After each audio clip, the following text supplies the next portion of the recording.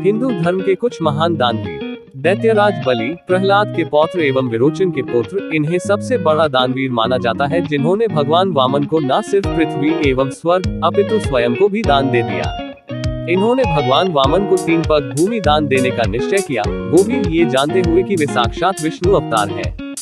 जब वामन देव ने 2 पगों में पृथ्वी और स्वर्ग को नाप लिया, तब तीसरे पग के लिए उन्होंने अपना शीश आगे कर दिया। इससे वामनदेव अत्यंत प्रसन्न हुए और इन्हें चिरंजीवी बनाकर पाताल लोक का स्थायी राज्य प्रदान किया। बाद में जब इन्होंने भगवान विष्णु से वर प्राप्त कर उन्हें पाताल लोक में रोक, आज भी पूजा में हम इन्हीं बलि के श्लोक को पढ़ते हैं। राजा हरिश्चंद्र, इन्होंने तो दान की सारी सीमाएं पार कर दी। ये श्री राम के पूर्वज थे, जिन्होंने दान में अपना सारा साम्राज्य महर्षि विश्वामित्र को दे दिया। तब विश्वामित्र ने दक्षिणा के रूप में इनसे 3 स्वर्ण मुद्राएं और मांगी। उसका प्रबंध करने हेतु उन्होंने स्वयं को एक शमशान के चांडाल को बेच दिया और 3 स्वर्ण मुद्राएं महर्षि विश्वामित्र को दक्षिणा के रूप में दी। धर्म के लिए अपनी पत्नी और पुत्र का दान कर दिया। जब इनका एकमात्र पुत्र मर गया, तब भी इन्होंने सत्य का मार्ग नहीं छोड़ा और अपनी पत्नी से अपने ही पुत्र को जलाने के लिए कर मांगा। वो कहां से देती? तब उन्होंने अपनी साड़ी का आधा भाग फाड़कर अपने पति को ही दान दिया।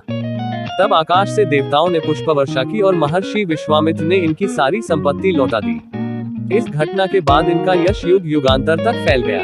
एकलव्य, एक बार पांडव वन भ्रमण को निकले तो एक कुत्ता देखा जिसका मुंह बाणों से भरा था, किंतु वो जीवित था। अर्जुन और द्रोणाचार्य ये देखकर हैरान रह गए।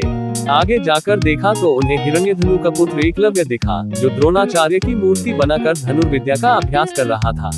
द्रोण अर्जुन को सर्वश्रेष्ठ धनुर्धर बनाने का वचन दे चुके थे, इसीलिए उन्होंने गुरु दक्षिणा में एकलव्य का अंगूठा मांग लिया, जिसे एकलव्य ने बिना सोचे दे दिया। बर्बरीक, वैसे तो बर्बरीक की कथा का वर्णन महाभारत में नहीं आता, किंतु लोक कथाओं के रूप में ये बहुत प्रचलित है।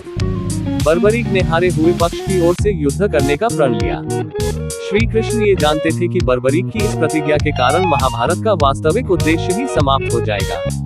तब श्री कृष्ण ने इनसे उनका सर दान में मांग लिया। इस पर बर्बरीक ने हंसते हुए अपना सर काटकर दे दिया। इसके बाद बर्बरीक ने इच्छा जताई कि उन्हें ये युद्ध देखना है। तब श्री कृष्ण ने इनका सर एक पहाड़ी पर रख दिया, जहां से इन्होंने सारा युद्ध देखा। कर्ण, इनकी दानवीरता के विषय में तो सबको पता ही है। इनकी दानवीरता की चर्चा से महाभारत भरा हुआ है। प्रतिदिन सूर्य पूजा के बाद इनके पास जो कुछ भी होता था वो ये दान कर देते थे। इनके द्वार से कोई याचक खाली नहीं गया। इन्होंने ये जानते हुए कि इंद्र अर्जुन की सहायता के लिए मांग रहे हैं, अपना कवच कुंडल काटकर दान दे दिया। कुंती को दान के रूप में इन्होंने अर्जुन को छोड़कर शेष 4 पांडवों का जीवन दिया और इसी कारण युधिष्ठिर, भीम, नकुल एवं सहदेव को परास्त करने के बाद भी उनके प्राण नहीं लिए। इसके अतिरिक्त भी इनकी दानवीरता की कई कथाएं प्रसिद्ध हैं, जिनमें से एक श्री कृष्ण द्वारा कर्ण की दानवीरता की परीक्षा और दूसरा अंतिम समय में कर्ण के द्वारा दिया गया दान के विषय में है। यदि अज्ञानतावश हम किसी अन्य दानवीर जोड़ना भूल गए हैं तो कृपया अवश्य बताएं।